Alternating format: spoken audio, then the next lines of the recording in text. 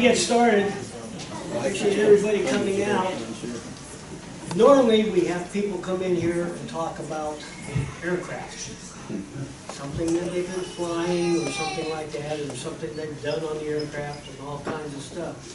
But I got a gentleman here that's got a story to tell about how they broke the code during World War II. Reid? I got much to think about. All righty.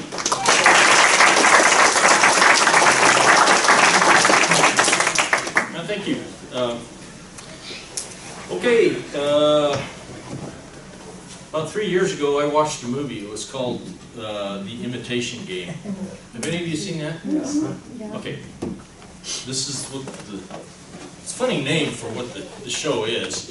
It's a show about primarily Alan Turing, who was a young mathematician that went to work at Bletchley Park in England at the start of the war to help break the Nazi Enigma code.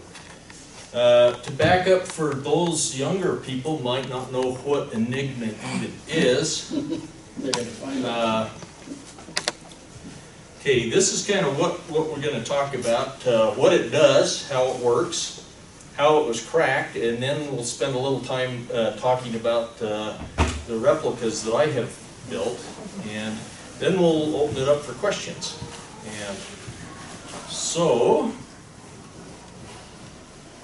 this guy, you all know him. What a great guy. He was going to take over the world, Adolf Hitler. And he started, he broke all the treaties, the Versailles treaties, and started producing U-boats and tanks and you name it. He was building up an arsenal to take over the world. Had a pretty good army, had a pretty good air force. This is a picture of a Stuka dive bomber just launching a bomb there.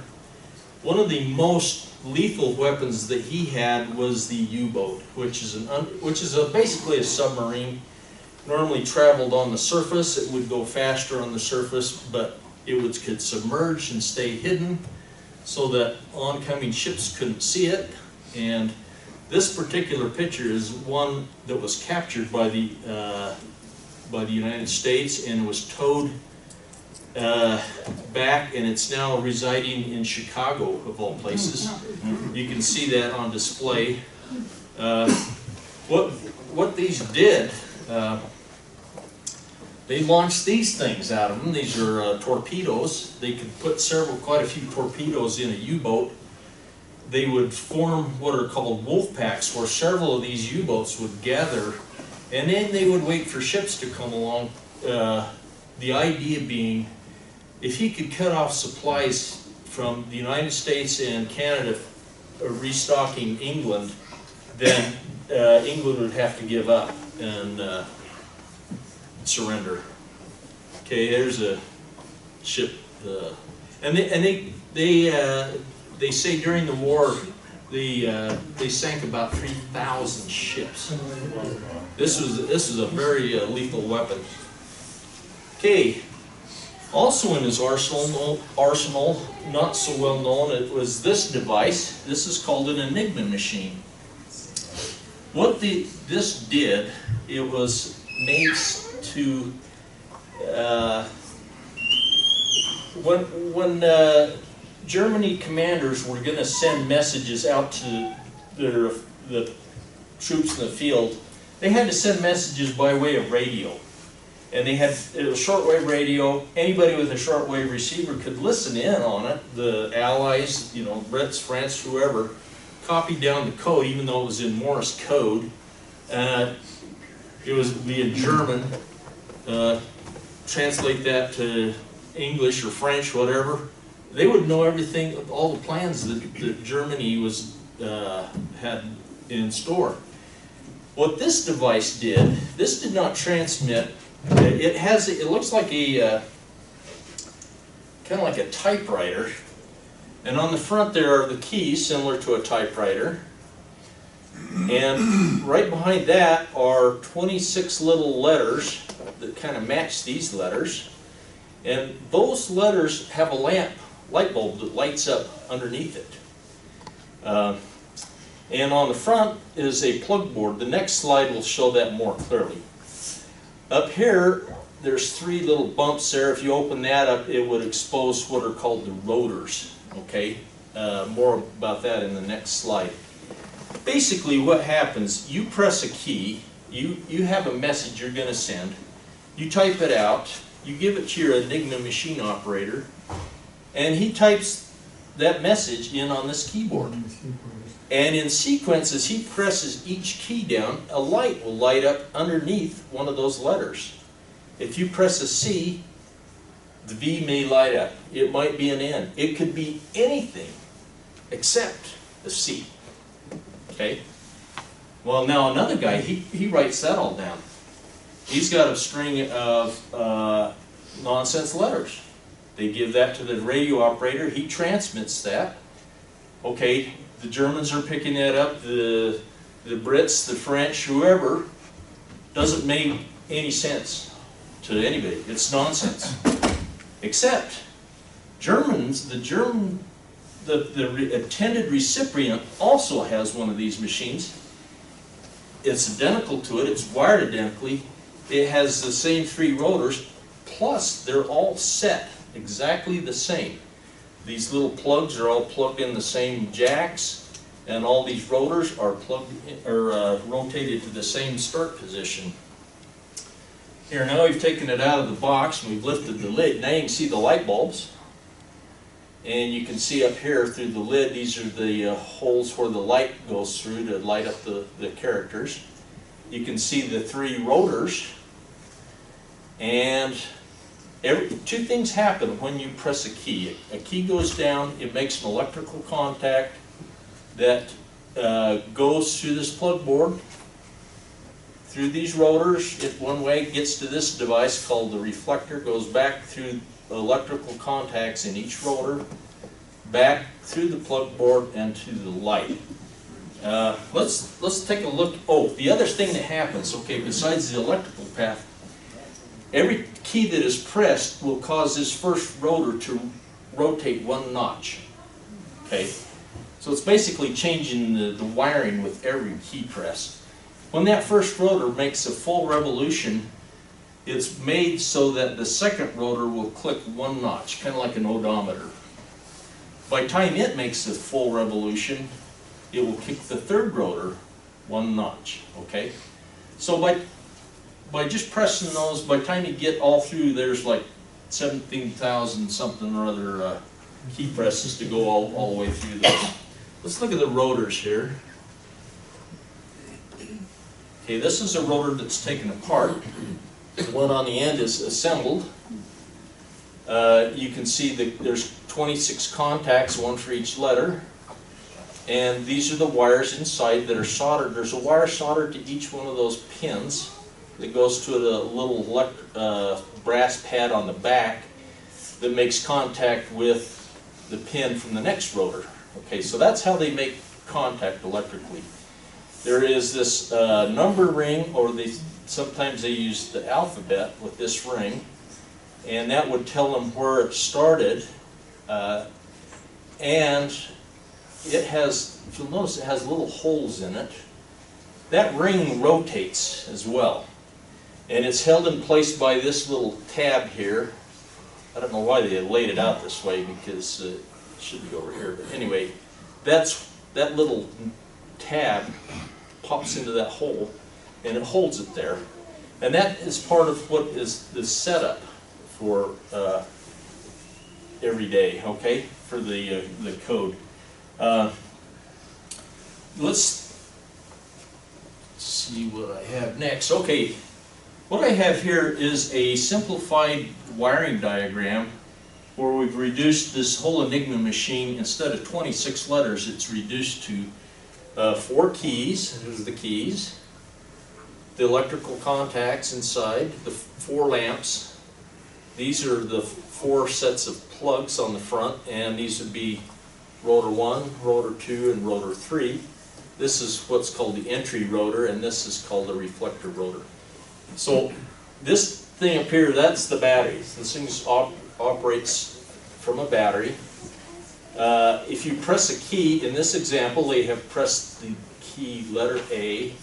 The current from the battery will go through that, down through the patch plug, or the plug board.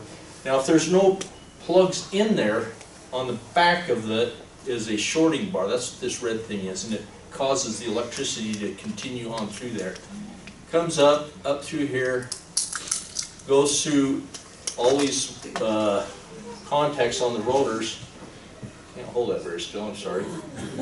Back through, and now when it comes back, now it hits the letter S, and there's a patch plug in there which is that's plugged over to the D.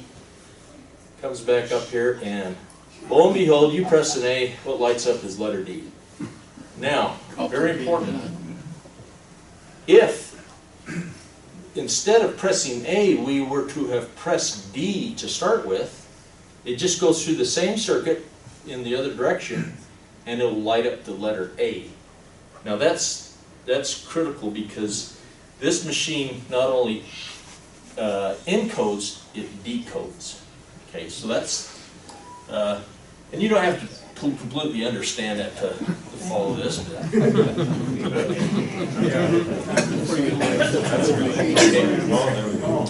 Now this is off of the internet. These are the actual wiring of an actual German Enigma machine. Okay, we have, and this shows, it actually shows 5 rotors, 1, 2, 3, 4, oh, excuse me, 4 and 5. And these are 2 different reflectors. Now, the reason for that is, in an Enigma machine, these have 3 rotors. And we'll get into that in a minute, but basically, in practice, when they set up their machine every day, they selected 3 rotors out of a possible 5. So there were 5 rotors they used, but only 3 were in the machine at any one time. Okay, so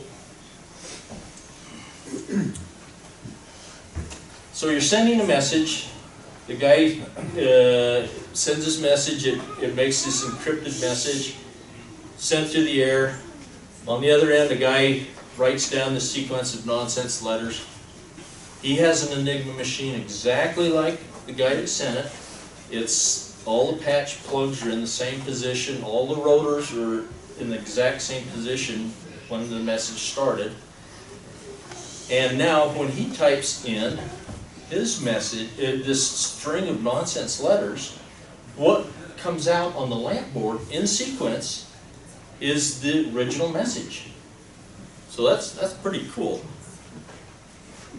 Now, how did the guy on the end know how to set his machine up? Because they change the code every day at midnight.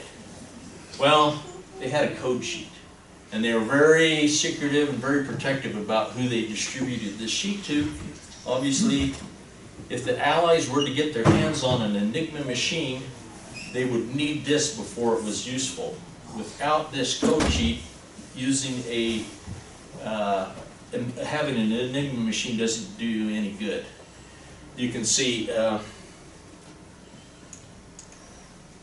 okay, these are the first column be the month, the day of the month. This next 3 would be the rotors in Roman numerals, 1, 2, and 5 in this case.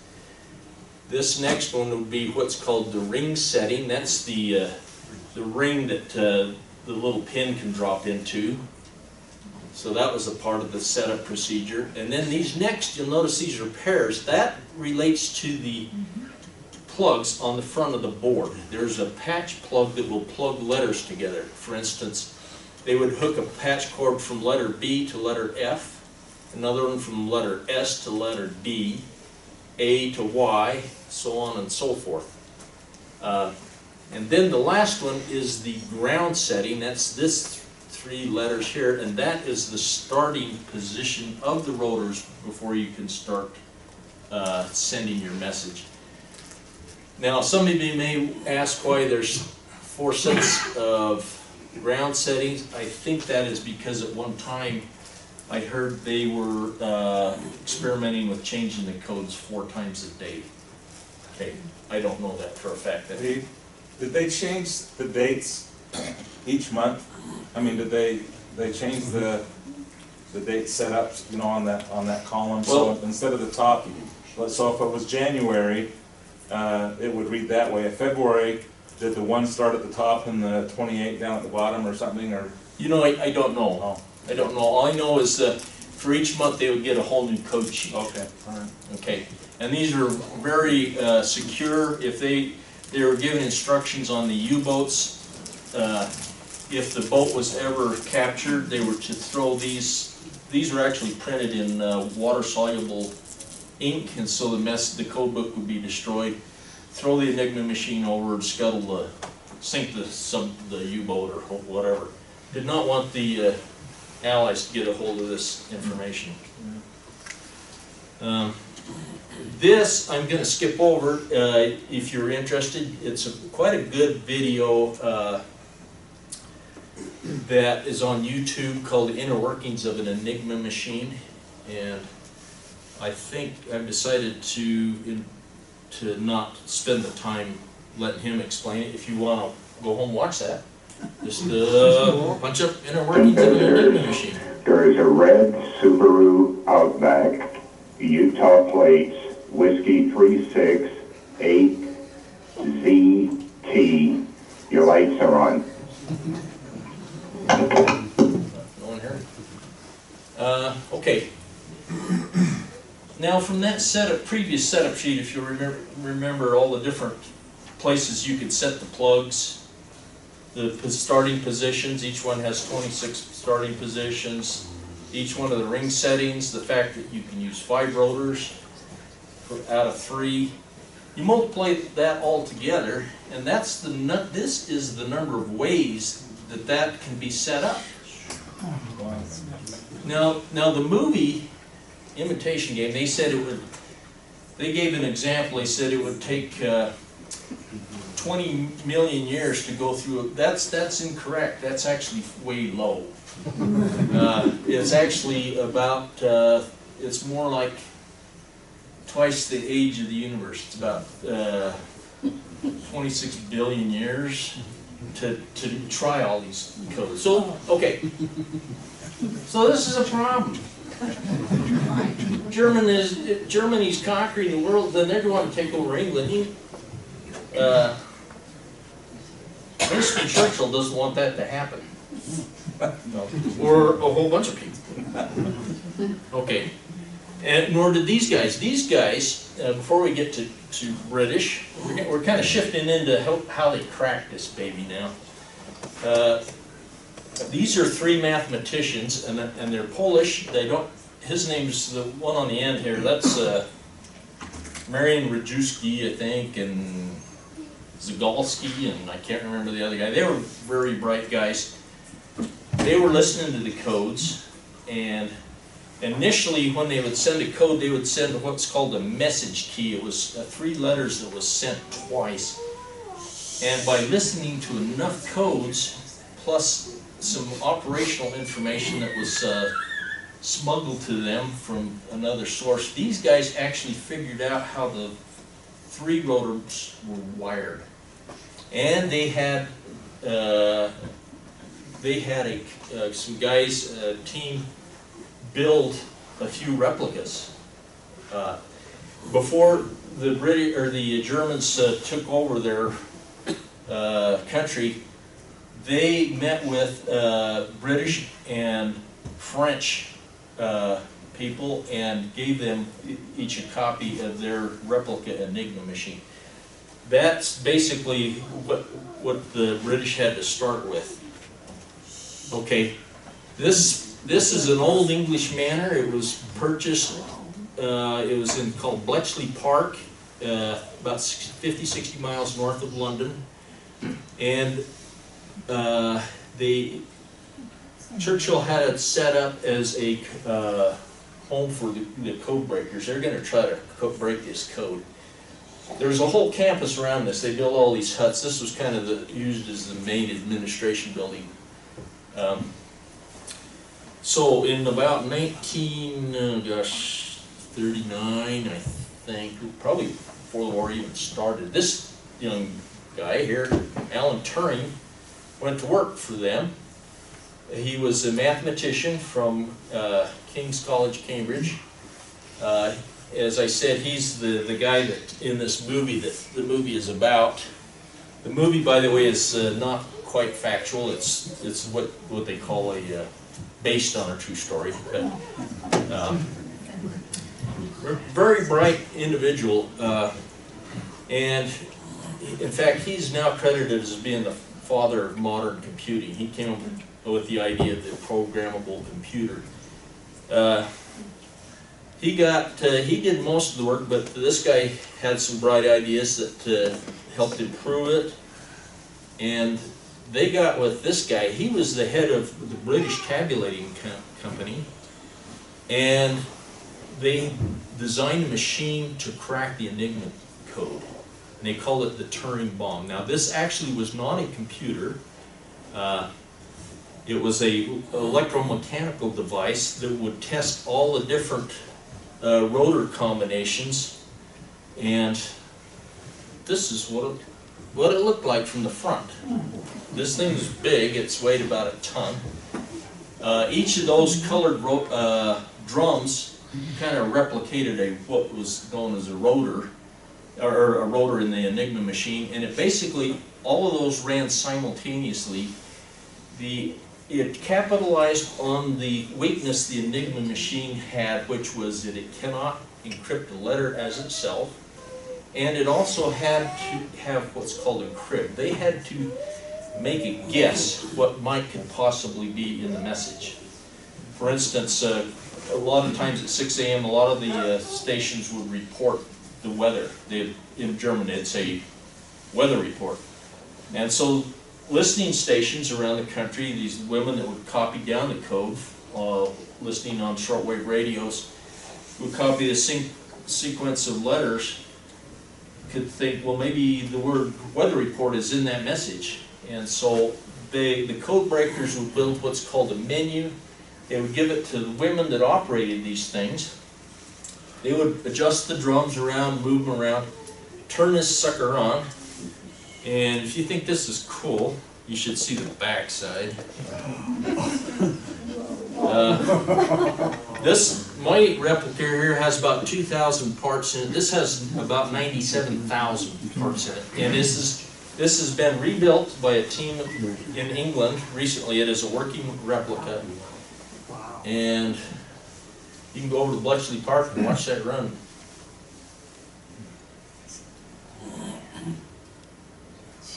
Wow.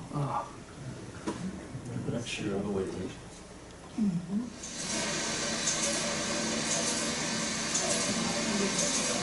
The top one is running the fast rotors, and then there's these other advanced bars that click in every time the next rotor needs to move. These are the plug boards, and again, this is off of YouTube. If you want to see more about that, there's a lot of videos on that. That did not, when this was running, when it would reach a point where all the letters in the word they would guess did not line up with any of the letters, since an Enigma cannot decipher a letter as itself, the machine was designed to stop. And they would go and take readings off of another dial, and they would try it out on the Enigma they had, or later they got their own testing machine called a Type X machine, where they could test that. If it started making German words, this would have then solved the key for that day, and then any messages coming in, they could decode. So, and they got pretty good at decoding these 3-rotor messages, which were used by all the services, except, let's see if I can figure out how to get out of there. Karl Dönitz, the head of the Navy, the Kriegsmarine. What's good enough for the Air Force and Navy, or in the Army, is rarely good enough for the Navy. And so he says, I don't know, 107 sextillion possibilities. I think we can do better than that. And so, now there's a difference on this machine. You're not seeing it right off, I'll help you out a little bit. 4 rotors. Okay, now, we're not gonna just have 4 rotors, we're gonna pick from a box of 8. Now this time, they didn't have any idea how those rotors were wired. They got locked out of decrypting messages for U-boat traffic. This is primarily used by the Navy for their U-boats. Now, one thing that helped them out a lot was a U-boat was actually captured. It was, after they dropped depth charges, it actually caused the U-boat to come to the surface. The crew was in such a panic, they abandoned ship, and before they could scuttle the ship, a boarding party rode over to it, they climbed down inside, and they found this machine down there. They didn't even know what it was, but it looked like it was important, so they unbolted it. They found some code sheets, hauled it up, sent it to Bletchley Park, and now Bletchley Park knew a whole lot more than they did. But the 3-rotor bomb, now look, that machine I just showed you, they called that the bomb, not to be confused with the exploding kind. This is B-O-M-B-E. But it wasn't really designed to handle 4-rotor Enigma messages. Okay. Now, if you didn't know how 8 rotors were wired, and you didn't know the daily settings, that's how many combinations that thing could be. That's a pretty big number. There's not that many atoms in the known universe. Okay. About this time, the United States is getting involved. They're starting to collaborate with England. At first, England didn't really trust the Americans to keep secrets like they could, but later they felt like they had to. Alan Turing got with this guy. His name was Joseph Desch. He worked for National Cash Register Company, and his company, during the war, designed an American version of what the English had as the Turing bomb. This is a picture of it. It's located in, this is owned by the NSA in Maryland, in Cryptological Museum, I think. It's the only one left in existence. And it started cracking and helping out with the 4-rotor codes. And as the war progressed, whereas the U-boats were sinking a lot of Allied ships, all of a sudden the U-boats were having less and less success. We were reading their messages. We were relaying that information to the convoys, the shipping convoys that were headed to England, so that they could avoid where the U-boats were. If they could avoid them, they won't get sunk. And so this was very, very helpful. Another story, I won't get into this, but this was only one factor. The development of the radar and the magnetron had helped a lot too in being able to track U-boats and sink them. All right. Okay. Now we're to, that's me. KSL did a little story, and this kind of is 3 minutes on YouTube. I'll run that, and it kind of explains how I got involved with this whole project. So.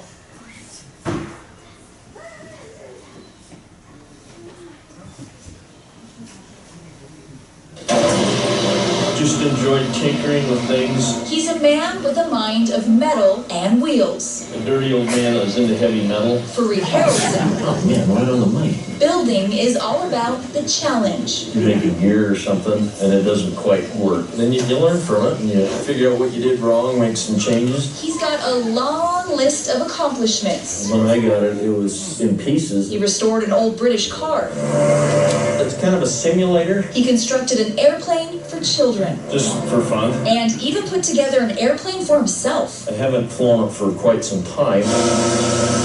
It's said that Alexander the Great wept when there were no worlds left to conquer. And so it went with Reid. What was left to build? Just the challenge. But then he saw a movie that sparked an idea. Quite fascinated me, and I got wondering what, with the tools I had, if it'd be possible to make This war, we're not winning it. That movie was called The Imitation Game. Greatest encryption device in history, and the Germans use it for all communications. The story of how a man named Alan Turing cracked a Nazi coding device called the Enigma machine. Hitler had all these troops out in the field. You can't send information back and forth without us, the Allies, listening in, because they don't know all our plans.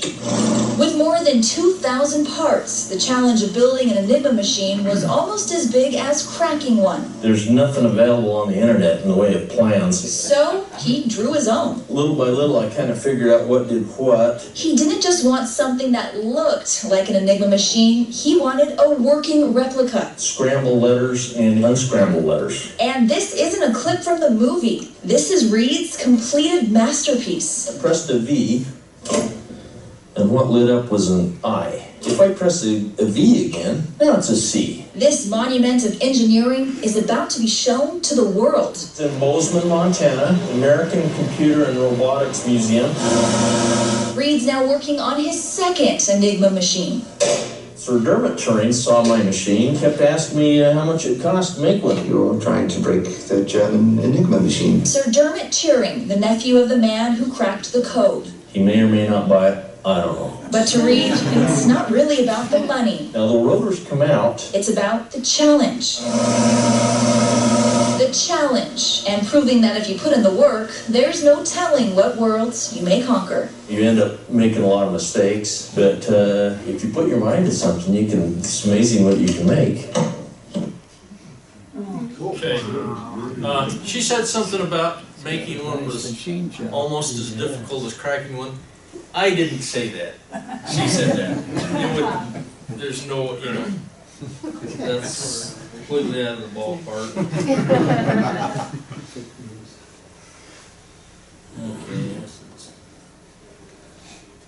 This is one of the main diagrams I had to work with. This is actually a patent drawing, and it's to scale. It doesn't have the switches or the plug board, and all the references there were led to some paragraph written in German, which didn't help me too much. Anyways, that's the main thing I had to work with. This is the second machine, and it's up here. I'll let you come take a look at it. But a lot of this, what you can see today up here on the counter, you can't see because it's all fastened up, And so I've got pictures of kind of taken apart, and so I have a few slides of that. Let's see here. Okay, this would be that's the keys. This is the lamp, the socket board upside down so you don't see the lamps. These would be the electrical contact switches. And every key that is pressed not only presses on that little tab for the current flow, it presses down mechanically on this bar, this frame here. And when it goes down and back, there's a part that comes up, and I'll show you that. That's in part of the mechanism that rotates the rotors.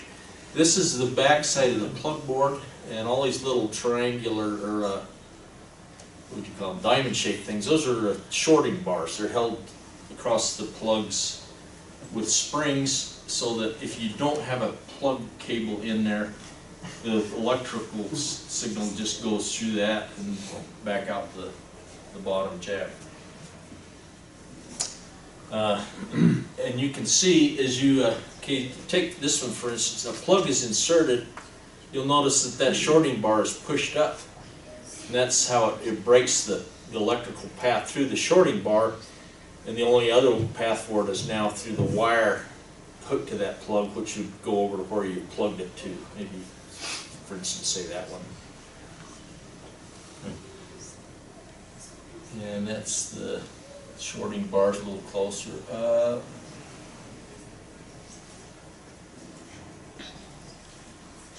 This front view. This thing has 228 springs in them.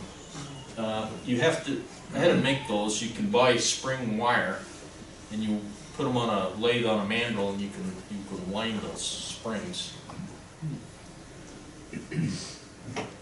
A little more close view of that. This would be the battery switch, battery box. This part would be the entry rotor, the reflector here.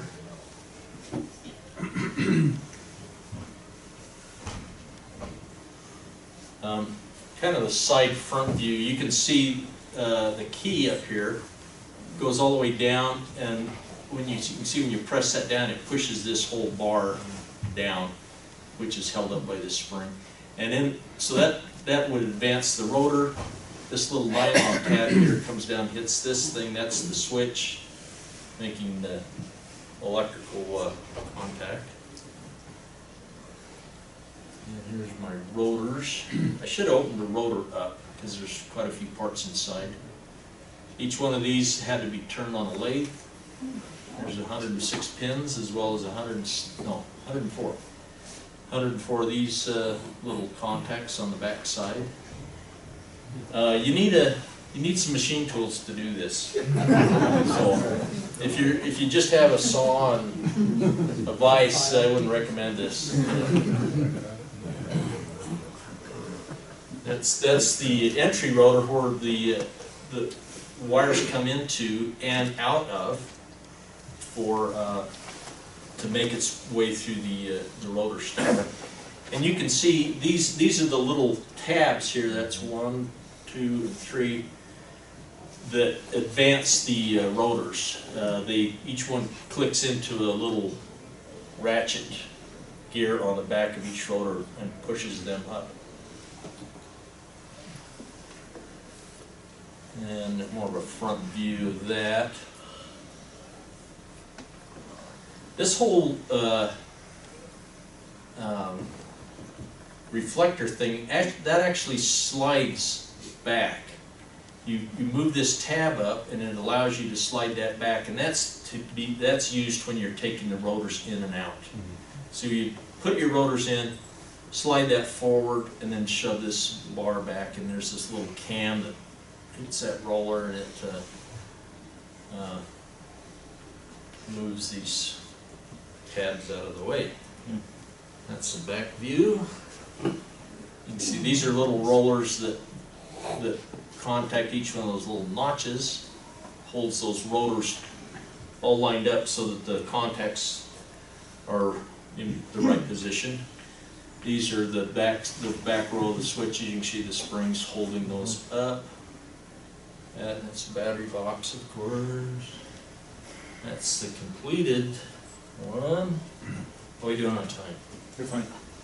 Okay, 3 more minutes to questions. This is actually the third one, which is identical to this one from looking at it from the outside. However, it doesn't work. And the reason for that is because they bought it from me, and it takes about 100 hours to build one of those, and it takes about 1,000 hours to build one that works, because there's lots of stuff inside you don't have to make. Now, I got invited to an awards party in Bozeman, Montana. They awarded 2 of the awards went to Alan Turing and to Joe Desch, posthumously, of course, because they're no longer alive. This, however, is Sir Dermot Turing. He's talking about his nephew there, Now. Uncle, excuse me. Dermot's the nephew, he's the uncle. Thank you. All right. This is Debbie Desch. Her father was Joe Desch, the head engineer for National Cash Register that built this high-speed four-rotor bomb. I found out from reading this book that they had the directive to destroy any remaining machines after the war, and there were a few left at the factory at National Cash Register that weren't shipped to Washington. So under the cover of darkness, they took them out at night and dug a hole with a backhoe and buried them. And so as a joke, I corresponded with this lady. I said, could you tell me where those are buried? She wrote back and says, well, here's a picture, here's a Google photo. It's in this area. However, there's buildings built on top of it, so you're probably not going to get to go dig it up. So, anyway, this is the director of the Bozeman Museum of Computer and Robotics Museum. That's me, and that's Dermot Turing. What they're looking at is, I was showing them this. That's this first machine that I built. And that's about it.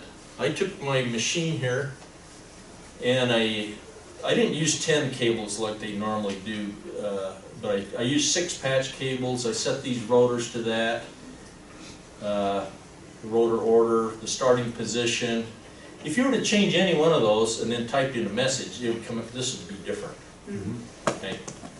And so I typed in my secret message, and this is what I copied off the lamp board. Any guesses as to what that message is? Have a nice day. No. It's your old. Drink your old.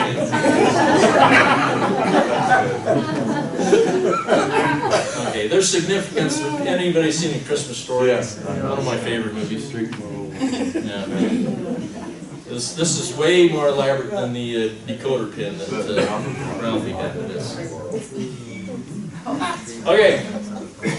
Questions? Let's see with the, yeah. Okay, so you showed the patent drawings from the German patent office. If you patent a top secret machine, doesn't the world have access to patent records and can find out the plans for your top secret machine? That seems odd to me. You know, that's a very good question, and I don't have the answer for that. I never thought of that. But yeah, you would think so. Maybe it was all hushed up. I know that, like I say though, even if you did have a machine, you still don't know what the codes are. You can't decipher. That's a really good question. Let me just add one thing real quick. Normally, I had a slide in here of a guy named Arthur Scherbius that invented the Enigma machine. Just researching for this thing, I came across some information that said that it was actually invented by 2 Dutch naval officers prior to that. And one of these Dutch naval officers, no, it was a guy later, Arthur Scherbius, and his buddy, and his buddy's brother-in-law worked for the patent office, and Arthur Scherbius all of a sudden had the patent for this thing. So basically what they're saying is he's being credited incorrectly. It was actually 2 Dutch naval officers that actually came up with the idea, and this was like 1915. So I took his slide out. I thought, sorry. Okay, the lady next to you. Yes. All of this heavy equipment that you have, is all of that your hobby stuff that you got in your basement that you just had? Yeah. Are you single? What's that? Are you single? No, this is my wife here. Oh,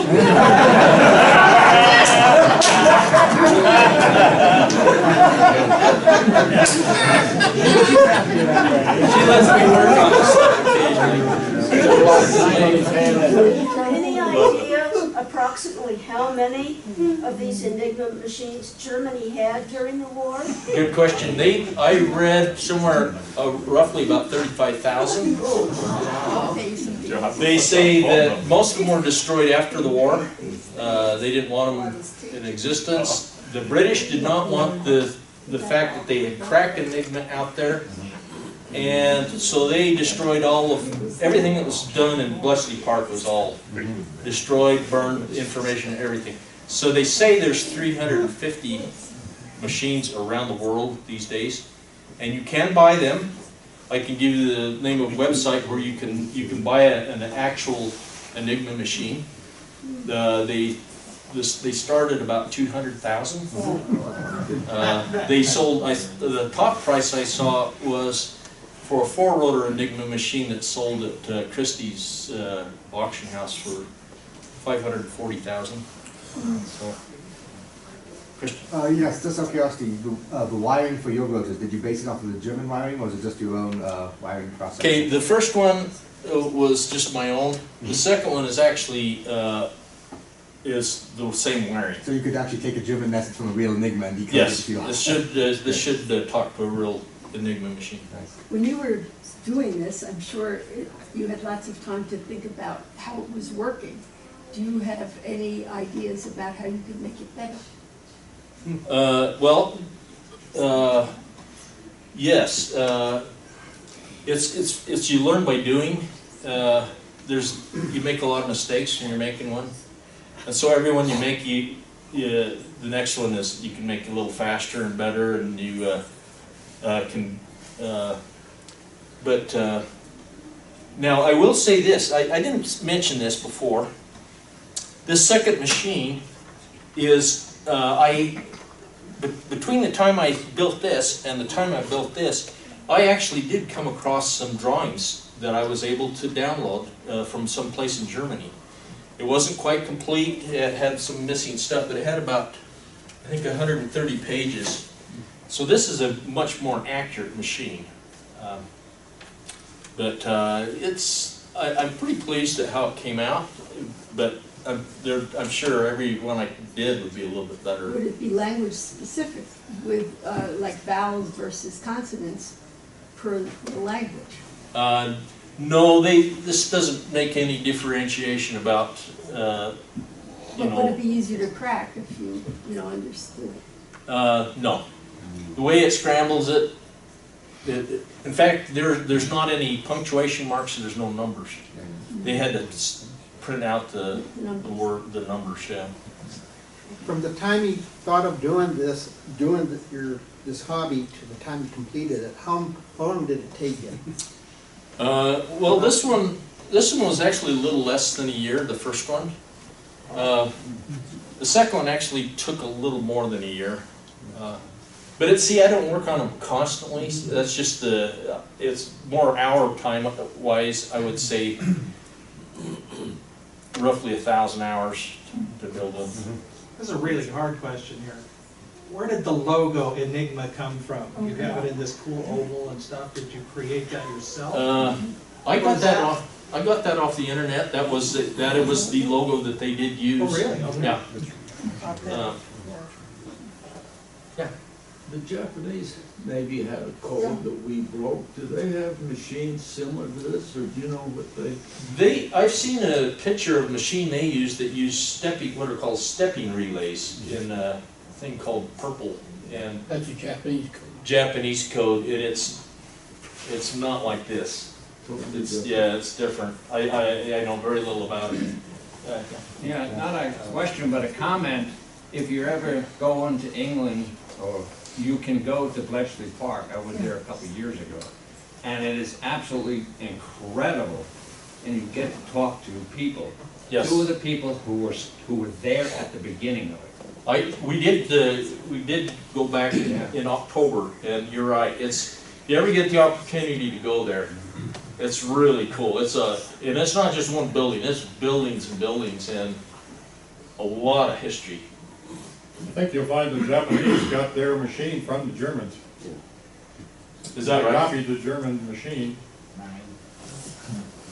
because they were allies with Germany. And you remember the war didn't start with Germany until we declared war against Japan. With us getting involved with the European conflict. We declared war when we got hit and hit with in Pearl Pearl Harbor. But Yeah. we were breaking their code long before we went into war. The Japanese code, yes. oh yeah, but they didn't have the Enigma machine at that time. They got that later. They got it during the war. Huh. A lot of really smart people. Yes, after seeing the movie and what you were saying about it, I kind of wonder, okay, what can you believe? Because there was a individual supervisor or something that put pressure on the team, Turing and on the team to get finished, and kept on saying, okay, you have a week to get this going. Yeah. And then they got it going, but they didn't tell the supervisor what was happening because they were doing it behind his back. Yeah, that's true. That's Dennison. She's talking about Dennison, the head of Bletchley Park. No, the movie portrays him not correctly at all. He was very supportive. He actually turned the reins over to a guy named Travis, I think, later.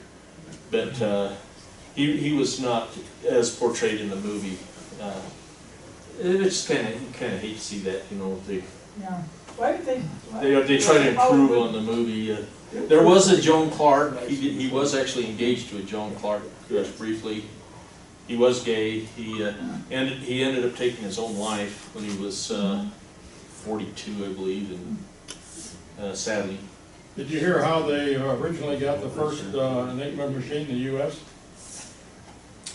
Enlightening. Well, at least one of the stories is they attacked one of their submarines and were able to get on board. That's not really Well, sure. yeah, the U-110, they did. They got one of those.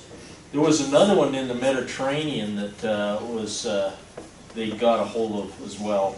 A couple of guys. In fact, that one, there was a couple of guys that drowned getting the codes. A guy named Brazier and Fasten, I think, that got code sheets out of that.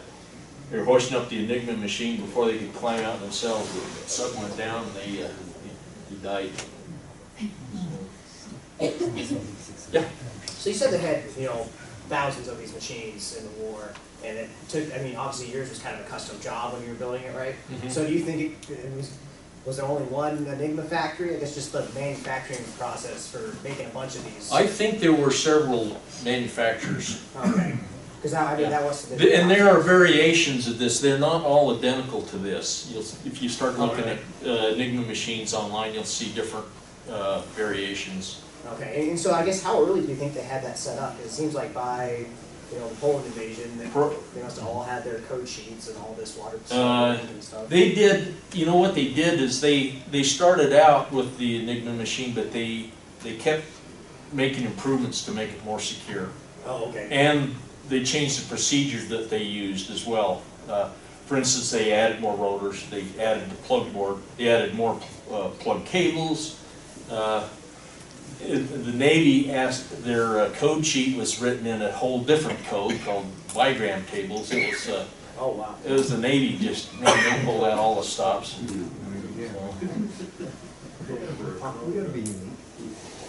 And How much are you going to sell yours for?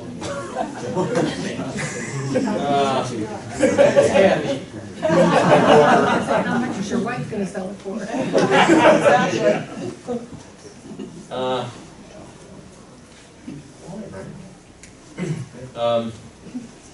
There is a guy in Germany that does make replicas named Klaus Kopesik, or anyway, I wrote to him. You can get one from him. They're $56,000 for a replica. If anybody has $56,000, you can take it home today. I enjoyed showing it, and I kind of want to keep it. Turn the wheel on. The machine. Well, you can come up and see it. You can't really tell from back there. You guys want to just come up and? Yeah. When they told too that not to follow the directions, because if they kept on knowing what was advancing, the Germans would know something, somebody has our messages. Okay, I think what she's talking about is when they broke the code, they had to protect the fact that they had broken the code. And so anytime that they made some military maneuver to avoid the Germans, they would try to make it so that the Germans would have an alternative reason to know why the Americans showed up, you know. They would send a plane out, maybe a spotter plane, and then when all of a sudden the merchant ships are turning away, they say, oh, it must have been that spotter plane.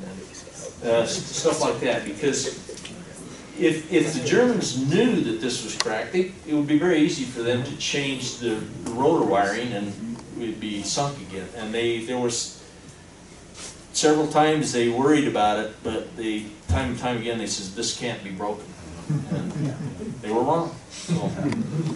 And also, didn't Queen Elizabeth honor Alan Turing? She did posthumously. Where he was kind of disgraced, he was actually arrested because being a homosexual in the 50s and before was illegal. It was kind of sad because of what he did in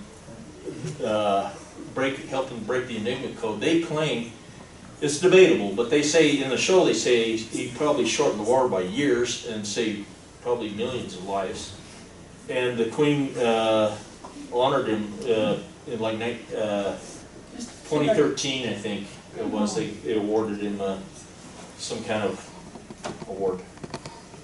Did you ever hear an explanation as to why they destroyed all these machines after the war? They didn't want people to. They didn't want people knowing about them. I know the Brits didn't want it out there that they had any or knew about it because they didn't know. But there would be another war, and they might have to, get Bletchley Park up and running again. And I think Germany, I think they were destroying all theirs too, kind of like how they scuttle all their ships and stuff. Partly the reason that these are so valuable, there's not many around. But the coding machines we have now are much more advanced. Yeah, but for that age, pretty sophisticated. Pretty sophisticated, yeah. Quite a contraption.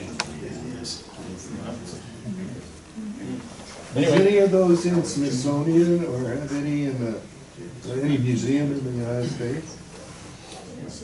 There are some. I know there's one that was off that U-boat in Chicago that's there. There are several that are owned by collectors, and there's the NSA has one. Bletchley Park has several. In fact, the reason that I was told by Sir Dermot Turing that they were possibly interested in buying mine was the fact that, well, all their original Enigma machines, they're undercover. They don't want anybody messing with them. But for less money, they could have a replica, and it's not as valuable. They would let people punch keys on them. Like a knockoff. Yeah. Reid, where did they find all the parts and everything? The typewriter keys and all that stuff? It basically started with raw materials. I'd go over to the recycle store, get brass rod, aluminum. You have a milling machine, a lathe. I have an engraving pantograph that enables me to engrave letters and stuff. So it's I don't really make the raw materials, but I start with those are old typewriter keys. People often think, well, you must use typewriter keys. No, they're all. Each key is made and turned on a lathe. And punched out the little plastic part with a punch and engraved it. Well, Yeah. How heavy is your machine? I think this is about 30 pounds, 28, 30 pounds. This one's a little heavier. Let's go ahead and have them come up where they can come up.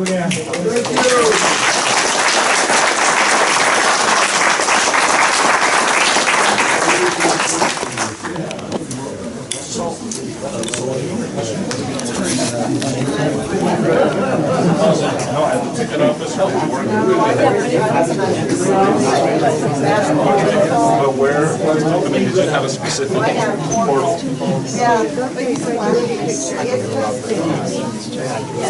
Are they on? Can I push a button? Yeah, push a button. Is that allowed? They're hard to push because they're. Oh, I'm sorry. Let's see. Oh, I think I saw a page. This is better.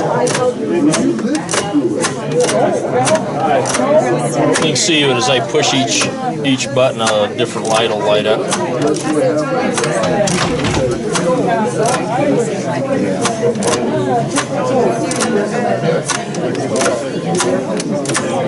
I was thinking these keys are hard to push, but I read that that's how the originals were. This looks like 5 pounds of pressure to push a key, but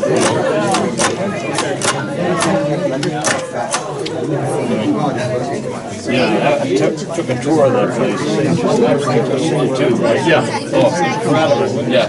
The whole story about it and everything else, and the fact that 2 of the people that were there began 3 of them. That's what